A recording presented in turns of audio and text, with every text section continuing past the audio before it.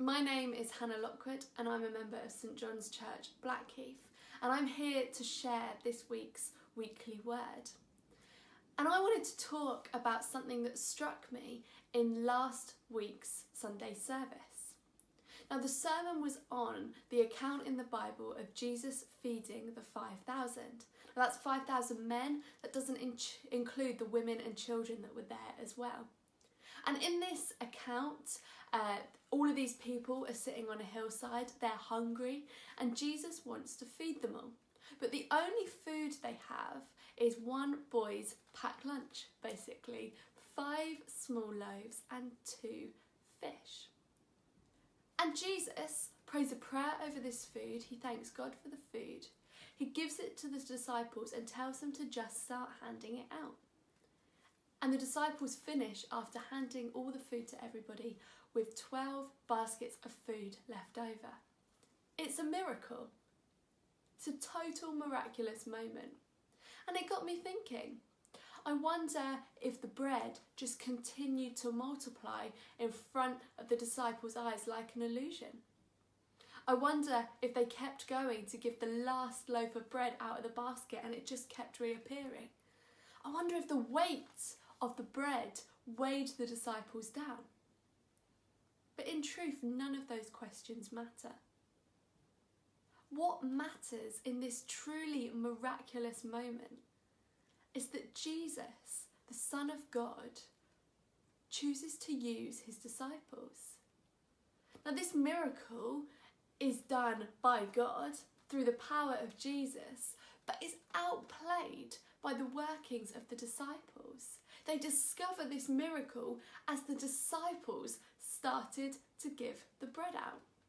The disciples, as Matt said on Sunday, literally become the hands and the feet of Jesus. Jesus uses his disciples. Jesus uses us. I wonder if that's something that excites you. I've allowed this point to start to resonate with me over the last 24 hours or so. The creator of the world, the one above all things, our God who can make mountains tremble, wants to use me. He wants to use you.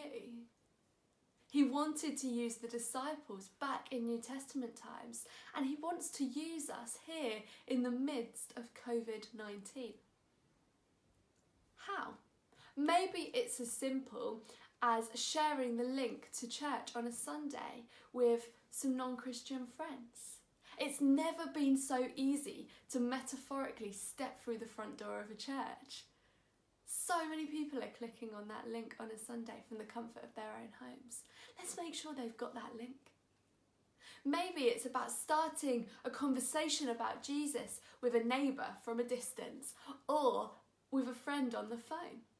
Maybe it's a literal outpouring of being the hands and the feet of Jesus through delivering food packages. Maybe it's dropping things at the food bank. Maybe it's calling somebody who you know is isolated in this time. God wants to use us. The disciples had to step out in faith. I'm not convinced they knew what Jesus was doing. They just stepped out in faith with the food that Jesus had given them and they started giving it out. And as they did, they watched a miracle happen. We have to step out in faith. And when we do, we will see miracles happen.